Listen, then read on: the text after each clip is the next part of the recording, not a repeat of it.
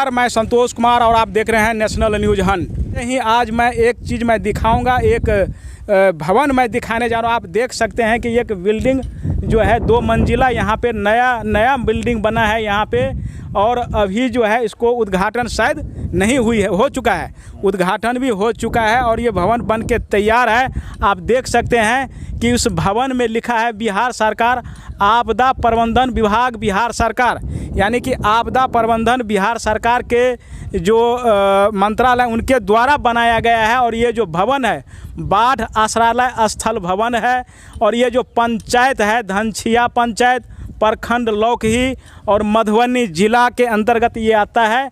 और इसमें बोर्ड पे आप देख सकते हैं कि उत्प्रेरणादायक राम कुमार यादव पंचायत समिति सदस्य वर्ष 2021 से 2022 का जो ये योजना है ये है। और नीचे में और जो नाम आप देख रहे हैं एक और शख्स का नाम है जिन्होंने इस बिल्डिंग को बनाया है, उसका नाम है फुलदेव यादव, जो कि संवेदक है, साननपट्टी गांव के हैं और भवन निर्माण विभाग मधुबनी, यानी कि तो मैं आपको बता दूं ये जो भवन है और जिस गांव में बना है धनछिया पंचायत धनछिया लौकही प्रखंड के अंतर्गत गांव, कौन सा गांव है ये गांव बगेवा है। और ये जो बगेवा गांव है ये बाढ़ प्रभावित क्षेत्र के अंदर आता है। ये यहाँ पे कोसी का पानी बहुत ज़्यादा और तिलयुगा का जो नदी है उनका भी पानी बाढ़ के सीज़न में बहुत ज़्यादा यहाँ पे आता है बरसात के सीज़न में। और यहाँ के जो लोग हैं स्थानीय जो लोग हैं बाढ़ के समय में बहुत ही दिक्कत उनको झेलना पड़ रहा है। इसलिए इस भवन को बनाया गया है ताकि बाढ़ के सीज़न में जो गरीब हैं जिसके पास मकान नहीं है, पक्का मकान नहीं है, उनको आश्रय मिल सके, यहाँ पे रुक सके। तो यहाँ पे आप जो बोर्ड पे जो देख रहे थे राम कुमार यादव, उत्प्रेरणादायक राम कुमार यादव, जो कि समाज सेवी हैं और पूर्व में ये पंचायत समिति सदस्य भी रह चुके हैं इस पंचायत के धनछिया पंचायत के। तो उत्प्रेरणादायक ये रहा है, इनका योगदान और इनका जो प्रयास है इस भवन को बनवाने में बहुत बड़ा है। इन्होंने जो है जानकारी मिली है कि इन्होंने अपनी जो समस्याएं गांव का जो है मधुबनी के जो डीएम थे पूर्व में उनके समक्ष रखे थे, तो क्या किस प्रकार का दिक्कत का सामना इस क्षेत्र के लोगों को होना पड़ रहा है ये हम इनसे जानेंगे। और आपने कैसे कैसे क्या किए ये हम जानेंगे। सबसे पहले अपना परिचय दीजिए, क्या नाम है आपका? नाम राम कुमार यादव जी, पूर्व पंचायत समिति सदस्य धनछिया लौकही जी जी जी, और मैं 2 बार इस पंचायत का इस क्षेत्र का क्षेत्र संख्या 25 का प्रतिनिधित्व कर चुका हूँ। जी जी, मेरे ही कार्यकाल में 2017 में जी अतिवृष्टि के कारण भयंकर बाढ़ आई थी, जिसमें तत्कालीन डीएम श्रीमान शीर्षत कपिल अशोक साहब मोटर बोर्ड के द्वारा इस पंचायत का सर्वेक्षण किया था। उसी दौरान हम लोगों ने उनसे आग्रह किया और इस पंचायत का दृश्य देखकर उन्होंने तत्काल आश्वासन दिए जो यहाँ एक हम आश्रय स्थल का निर्माण सरकार से करवाएंगे। और उन्होंने उसी माननीय श्री नरेंद्र मोदी जी भी बिहार के दौरे पर बाढ़ की समीक्षा के लिए पहुँचे थे।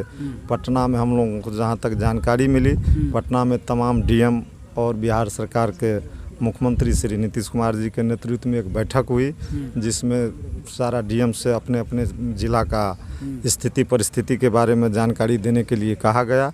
उसमें मधुबनी जिला के डीएम श्री शीर्षत कपिल अशोक जी अपने ज़िला का तमाम समस्या रखा। उसमें भी 3 प्रखंड से अति बाढ़ का स्थिति बताए, लौकही, मधेपुर और बासोपट्टी।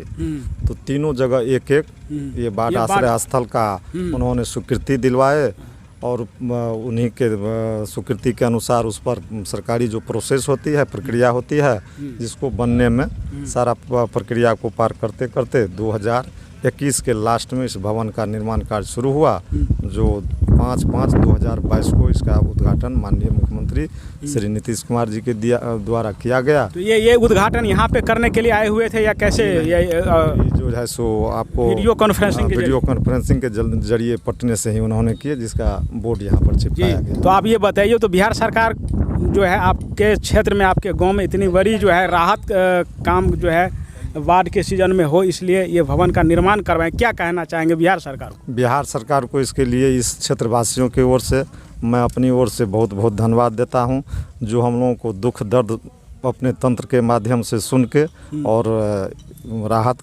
केंद्र बनवाने का जो काम किया है, इसके लिए हम लोग बिहार सरकार को बहुत बहुत धन्यवाद देते हैं। जी, एक चीज़ बताइए, एक चीज़ मैं पूछना चाह रहा हूँ कि बाढ़ के सीजन में स्थिति क्या होता है आपके क्षेत्र में, इस गांव में किस प्रकार के सीजन में स्थिति ये हो जाता है, जो ये 4-5 गांव जो तिलयुगा नदी से पूरब है, इन हम लोगों को निकलने का कोई रास्ता नहीं बच जाता है। जो रोड मार्ग से हम लोग निकल के जैसे NH पर या निर्मली कनोली वाला बांध है जो बहुत ऊंचा है, वहाँ पर जाएं, वो सारा रास्ता इतना जल स्तर बढ़ता है जो हम लोग घिर जाते हैं और इसी क्षेत्र में अपना जैसे तैसे नाव से किसी तरह मान ले लोग एक दूसरे के सहारे जीता था। लेकिन अब लोगों के बीच एक आशा जगी है जो हम लोग अपने ही घर में इस सरकारी बिल्डिंग में जान बचा सके और हम लोग को किसी प्रकार की जान माल की अब खतरा नहीं होगी। जी, तो मैं आपसे फिर बाद में बात करूंगा। और यहाँ पे स्थानीय यहाँ पे एक है, यहाँ पे मौजूद हैं, किसान हैं। क्या नाम है आपका? तनुकलाल मंडल। जी, तो आपका घर किधर है आप बताइए? बगैये पश्चिम भर है, यानी किसी टोला पे है। हाँ, तो आप बताइए थोड़ा सा बाढ़ का स्थिति बरसात के सीजन में आपके गांव में किस प्रकार का बाढ़ का से हो जाता है स्थिति? बहुत बारिश होता है, बहुत पानी रहता है, घर घर में पानी चला जाते हैं जी। हम लोग को भागने जाने को कोई रास्ता नहीं मिलता है जी। तो ये जो भवन अभी बन चुका है बाढ़ आश्रालय, तो इससे कुछ राहत मिलेगा, कुछ फायदे होंगे आपके गाँव को? फायदा मिलेगा कि नहीं? मिल जाएगा, मिलेगा फायदा। हाँ जी। अच्छा, एक चीज़ बताइए, जो इतनी बाढ़ आप बता रहे हो कि पूरा सड़क ब्लॉक हो जाता है, कहीं जाने आने का रास्ता नहीं रह जाता है, तो और सरकार से आप लोग क्या चाहते हैं, किस प्रकार का सुविधा चाह रहे हैं कि बाढ़ के सीजन में तमाम जगह पे जैसे कि हॉस्पिटल का मामला हो या किसी भी तरह का मामला हो, तो किस तरह का आप चाह रहे हैं? हम लोग को सुखी चाहिए, बढ़िया चाहिए, यानी कि रोड सड़क अच्छी होनी चाहिए, इस तरह का आप कर रहे हैं। आप बताइए, क्या नाम है आपका? मेरा नाम राजकुमार मुखिया है, मैं इसी पंचायत का स्थायी निवासी। क्या करते हो? मैं तो BA पास होकर के अभी बेरोजगार बैठा हूँ। जी, तो बेरोजगार बैठे हैं, तो नौकरी के लिए फिर और अपने रोजगार के लिए तो यहाँ पे प्रावधान बिहार के अंदर में कोई व्यवस्था है ना? क्या कहना चाहेंगे? हम यही कहना चाहते हैं कि हम लोग बेरोजगार आदमी को कोई रोजगार दे सरकार, और क्या कहेंगे, सब बेरोजगार बैठे हुए हैं। आप बाढ़ के सीजन में गांव में होते हो या बाहर? बिल्कुल, मैं गाँव में रहता हूँ बाढ़ के सीजन में। और किस प्रकार का स्थिति उत्पन्न होता है यहाँ पे? ये तिलयुगा नदी और कोसी नदी जो है, बहुत हम लोग बाढ़ प्रभावित से क्षतिग्रस्त रहते हैं और काफ़ी पानी हो जाता है। हम लोग को बहुत दिक्कत होता है निकलने में, जाने में, कहीं घूमने में, और पूरी तरीके से जो हम लोग बंध जाते हैं वो बाढ़ में, कहीं निकल नहीं पाते हैं। तो सरकार से मैं ये चाहता हूँ कि मतलब जैसे ये भवन अभी बनवाए हैं इस पंचायत में, और भी भवन बनवाए, और ताकि हम लोग अच्छा से रहें। भवन बना देने से समस्या का समाधान तो नहीं होगा, क्योंकि मेन तो कार्य है आवाजाही का। तो आवाजाही के लिए क्या सरकार से मांग करना चाह रहे हैं? बाढ़ के सीजन में जैसे आप बोल रहे हो कि पूरा सड़क ब्लॉक हो जाता है, कहीं नहीं जा पाते हैं, तो इसका मतलब है कि यहाँ पे सड़क अच्छी बननी चाहिए, कोई व्यवस्था।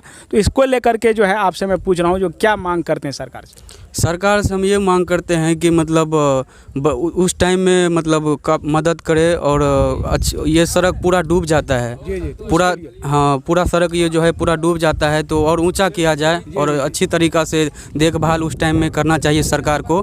और ये जो भवन है और जगह पर भी भवन बनना चाहिए। तो इनका कहना था कि और भवन बननी चाहिए। एक बार मैं दिखा रहा हूँ, एक बार फिर मैं अपने सहयोगी को बोलूँगा, मैं थोड़ा सा बोर्ड में दिखा रहा हूँ, जो बिहार के जो मुख्यमंत्री नीतीश कुमार जी हैं, उन्होंने जो है वीडियो कॉन्फ्रेंसिंग के जरिए जो है उद्घाटन किए थे। आप बोर्ड पे देख सकते हैं, मैं दिखाने के लिए मैं बोलूँगा।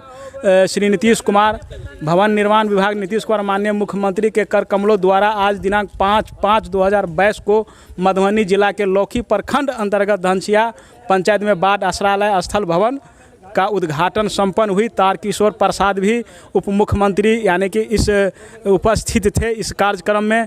उसके बाद रेणु देवी जो उप मुख्यमंत्री बिहार के वो भी थे। अशोक चौधरी माननीय मंत्री भवन निर्माण विभाग बिहार सरकार, ये सारे लोग थे। रामप्रीत मंडल सांसद जो है झंझारपुर लोकसभा के, ये थे इसके अंदर। उसके बाद विधानसभा का जो लौकी विधानसभा के जो विधायक भरत भूषण मंडल और ये सारे लोग यहाँ पे जो है मौजूद थे उद्घाटन के समय पे। थोड़ा सा इधर भी बिल्डिंग में दिखा रहा हूँ, जो एक बोर्ड जो लगा हुआ है, जो आप देख सकते हैं कि यहाँ पे अभी मैं दिखा रहा था, जो संवेदक फुलदेव यादव सानपट्टी, इन्होंने जो है इनके ठेकेदारी में उनके संवेदक जो कार्य है उनके अनुसार उन्होंने बनाया गया है। तो अभी फुलदेव यादव भी यहाँ पे मौजूद हैं, तो उनसे भी हम बात करेंगे कि जो किस प्रकार का कितना का ये अमाउंट था, कितने दिनों में बन के क्या क्या क्या कुछ हुआ, तो ये हम उनसे जानेंगे। तो यहाँ पे मौजूद हैं इंजीनियर साहब जिन्होंने इस डिज़ाइन को बनाया है और बनाया है इस भवन को, तो यहाँ पे मौजूद हैं। हम इनसे जानना चाहेंगे जो इसमें क्या, थोड़ा बताइए इसमें खासियत क्या है, कितने रूम बना है, क्या क्या व्यवस्था है, ये थोड़ा बताइए। इसमें नीचे जो है सो आपको मवेशी रखने के लिए हॉल है, लंबा चौड़ा 40-50 मवेशी आ जाएगा। 50 मवेशी आ जाएंगे। हाँ। और दोनों साइड दो, एक लेडीज टॉयलेट है, एक जेंट्स टॉयलेट है, दोनों का अलग अलग दोनों व्यवस्था है। एक किचन है और दोनों साइड से मवेशी आने जाने के लिए रैंप है, नीचे में यही व्यवस्था है। ऊपर वाले में एक बड़ा हॉल है जिसमें 40-50 लोगों के बाढ़ के समय में ग्रामीणों के रहने की व्यवस्था होगी, वहाँ हो जाए। खाना वाना बनाने का अगर किचन है अलग, किचन है, सिंक लगा हुआ, स्लैब सब कुछ लगा हुआ है आपका, उसमें आप खाना पीना बना सकते हैं। दो लेडीज टॉयलेट, एक में 4 टॉयलेट और 3 बाथरूम का एक सेट है, एक लेडीज के लिए अलग सेट है, एक जेंट्स के लिए अलग सेट है। तो एक चीज़ मैं आपसे पूछना चाहूँगा कि हमेशा से आप लोगों के ऊपर में उंगली उठता है भवन निर्माण का क्वालिटी को लेकर के, तो क्या इसमें क्वालिटी आप बताइए सही से कि किस प्रकार से आप लोग बनाए, ये ना हो कि 5 साल 10 साल के बाद ये नहीं। क्वालिटी में कोई बात नहीं, बात उठने के लिए तो अलग बात है, लेकिन जो भी क्वालिटी है सबका क्वालिटी कंट्रोल रिपोर्ट है मेरे पास में। जो भी काम होता है क्वालिटी टेस्ट होने के बाद, अप्रूव होने के बाद ही हम लोग काम शुरुआत करते हैं। तो सारा डिपार्टमेंट से क्वालिटी कंट्रोल हो करके सारा कुछ हुआ है और ऐसी कोई प्रॉब्लम और इस तरह की कोई प्रॉब्लम नहीं होगी। तो अपना नाम बता दीजिए। नाम प्रमोद झा जी। प्रमोद झा जी, तो ये क्या किस पद पे हैं? हम इनके इंजीनियर, कॉन्ट्रैक्टर के इंजीनियर हैं। हम कॉन्ट्रैक्टर के इंजीनियर हैं। हम इनका काम सारा करवाते हैं देखरेख में। तो यानी क्वालिटी में बेस्ट है ये भवन? हाँ, क्वालिटी में बेस्ट है। और इनका लागत थोड़ा बताएंगे? जो लागत लगभग 1 करोड़ की, 1 करोड़ का है। ये कितने दिन में बन के तैयार होगा? ये 6 महीना का टाइम था आपका, 6 महीना में हो गया। 6 महीना विदिन 6 मंथ। जी। तो यहाँ पे संवेदक साहब भी मौजूद हैं, फुलदेव यादव जी। आप देख रहे थे बोर्ड पे जो है लिखा हुआ था इनका नाम, इन्होंने ही बनवाया इस बिल्डिंग को। तो ये साननपट्टी गांव के निवासी हैं और संवेदक के साथ साथ समाज सेवी भी हैं।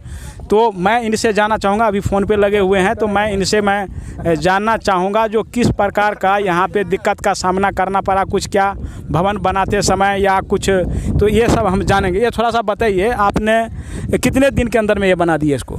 हम इनको 4 महीना के अंतर्गत बनाए हैं। भवन निर्माण मधुबनी से बना है। इसका मॉडल एस्टीमेट है जो हम लोग 98 लाख माने 1 करोड़ बोलिए, उतना में हम लोग बिल्डिंग बनाए हैं और हैंड ओवर कर दिए। पिछले कुछ अगले सप्ताह 19/5/2022 को जिला पदाधिकारी मधुबनी द्वारा इसका निरीक्षण किया गया और उसमें हम लोगों को बोले कि जितना जल्दी हो इसका हैंड ओवर करा दीजिए, क्योंकि 15 जून के बाद बाढ़ का समय आ जाता है। इसलिए हम लोग माने युद्ध स्तर पर रात दिन करके इस कार्य को मूर्त रूप दिया है और हैंड ओवर अंचलाधिकारी लौकी के द्वारा हो चुका है। जी। तो एक चीज़ बताइए, आपका भी घर बगल में ही है साननपट्टी, तो ये क्षेत्र जो है बाढ़ प्रभावित क्षेत्र, यानी कि गांव बताया गया है कि बाढ़ के सीज़न में काफ़ी डूब जाता है, सड़क भी डूब जाते हैं, किसी को निकलने का कोई रास्ता नहीं रह जाता है, लोगों को घरों में पानी क्या ये बात सही है और किस प्रकार का स्थिति होता है इस गांव के अंदर, इस क्षेत्र के अंदर, आप थोड़ा बता दीजिए। लगभग लौकी प्रखंड का 5 पंचायत माने ये WKT बांध जो है, कोसी बांध जो है, पूर्वी कोसी तटबंध जो है, पश्चिमी कोसी तटबंध के माने बीच में पड़ता है। जी। तो सबसे पहले धनछिया पंचायत जो है सबसे बाढ़ माने स्थल है। आप बाढ़ में 5-10 गांव निकल नहीं पाता है। जी। इसका मेन बान ही आशा रहता है और इधर 4 लाइन बन गया NH 57, उस पर जाके माल मवेशी आदमी रहता है। इसको ध्यान में रखते हुए यहाँ का प्रस्ताव हुआ था और यहाँ माने बना है। अब बहुत अच्छा बना। माननीय जिला पदाधिकारी भी यहाँ आए थे, माने विधायक जी भी आए थे, मुख्यमंत्री के द्वारा इसका उद्घाटन भी हो चुका है, जो बोर्ड आप लोग देखे होंगे, और बहुत अच्छा से काम बना है। इसमें बाढ़ के लिए सारा व्यवस्था रहेगा, पशु के लिए नीचा में और ऊपर में आदमी के लिए रहेगा। इसका बोरिंग है, पानी पिएगा, स्वच्छ जल इसके लिए बोरिंग कराया गया है, समरसेबल बोरिंग है, इससे लोग पानी पिएगा। अच्छा, शुद्ध पेयजल उपस्थित रहेगा, यहाँ पिएगा, यहाँ किचन चलेगा। माने 200-500 आदमी यहाँ रह के अपना गुजर कर सकता है 2 महीना 2.5 महीना। तो एक चीज़ बताइए, ये काफ़ी नहीं है। जिस प्रकार से स्थिति यहाँ पे उत्पन्न होता है तो सरकार को और क्या करना चाहिए लोगों के लिए, ये थोड़ा बता। ऐसा यदि लौकी प्रखंड में जो सड़क का आवाजाही खत्म हो जाता है ना बाढ़ के सीजन में, तो भवन बनाने से नहीं होगा, आवाजाही सड़क तो ये जो सड़क है बांध से और एनएच से यहाँ आके मिल जाती है, यहाँ सड़क है जो नहीं डूबेगी बाढ़ से। अब हम लोग 2017 में देखे थे डूब गया था, अभी 5 साल से बाढ़ में नहीं डूब रहा है। तो लास्ट में आपसे मैं पूछना चाहूँगा, आप इस गांव के हैं, थोड़ा इधर आ जाइए आप। मैं ये पूछना चाहूँगा, जो सरकार को और क्या व्यवस्था इस क्षेत्र वासी के लिए, गांव वाले के लिए करना चाहिए, ताकि बाढ़ के सीज़न में जो आप जैसे बता रहे थे स्थिति, यानी काफ़ी संख्या में जो है लोगों को घर में पानी घुस जाती है, सड़कों पे पानी होता है, और क्या व्यवस्था करना चाहिए? देखिए, इस जो 4-5 नदी का जो मिलान है, जिससे भयावह स्थिति बनती है, तिलयुगा, पांची, घोड़दा, ऐसे ऐसे करके 4-5 नदी है। उसमें यदि कोसी प्रोजेक्ट वाला जो बांध है, जो अभी माने पश्चिमी तटबंध के रूप में जानते हैं हम लोग, यदि नदी के दोनों किनारे ठोस तटबंध बन जाए तो नदी से बैलेंस पानी नहीं आएगा, जो स्थिति और नॉर्मल स्थिति नॉर्मल हो जाएगी। हाँ, दूसरी बात है जो ये स्थल है और सड़क का जो स्थिति है, हम लोगों ने 19/5 को डीएम साहब श्री अरविंद कुमार वर्मा जी का यहाँ प्रोग्राम हुआ था और उनके समक्ष हम लोग इसी भवन के निरीक्षण के दौरान उन्होंने यहाँ पहुँचे थे, तो हम लोग उनको सारी स्थिति से अवगत करवाए। जी, तो ये चीज़ बताए आपको, जो दोनों साइड में नदी के बांध होने चाहिए, उस चीज़ को कुछ चीज़ हम लोग बताए। तो आप सरकार से मांग करते हैं कि इस तरह का, सबसे पहले उनको बोले जो NH57 से जो धनछिया वाली नेमुआ चौक जाके मिलती है सड़क, उसको सर मजबूती से थोड़ा ऊंचाकरण करके अच्छा से बनवा दीजिए, जो इससे, क्योंकि ये बहुत माने आबादी के अनुसार ये बहुत छोटा पड़ता है, यानी कि वही अधिक से अधिक इसमें 100-200 लोगों को किसी तरह एडजस्ट दिक्कत का सामना करना पड़ेगा। उसके लिए जो है यदि सड़क सुदृढ़ हो जाता है, सुदृढ़ और बांध, तो बहुत सारे लोग NH57 पर जाके शरण ले लेंगे और जैसे राहत कार्य का सामग्री है वो भी यहाँ आने में किसी प्रकार का दिक्कत नहीं होगा। दूसरी मांग हम लोग रखे थे, यहाँ इस फील्ड का अतिक्रमण मुक्त करा के इसको समतलकरण करा देना, जिस पर डीएम साहब तुरंत आश्वासन दिए और निर्देश भी दे दिए। सीओ साहब को निर्देश दिए जिसको नापी करा के, और मनरेगा पीओ को निर्देश दिए जो आप इसको देख करके जय पाट में हो इसको बढ़िया से ऊंचा, थोड़ा ऊंचा करके समतल करा दो। तीसरा मांग हम लोग रखे थे जी, फील्ड बहुत बड़ा है, 50-55 एकड़ का फील्ड है, यहाँ हाई स्कूल भी है, +2 हो जाना चाहिए, और एक स्टेडियम का मांग किए, खेल के मैदान, जिस पर उन्होंने तत्क्षण भवन निर्माण विभाग को निर्देश दिए, जिसका DPR तैयार करिए, और हम लोगों को लगा जो डीएम साहब के आश्वासन में दम है और निश्चित रूप से वो स्टेडियम बनेगा, जिसका हम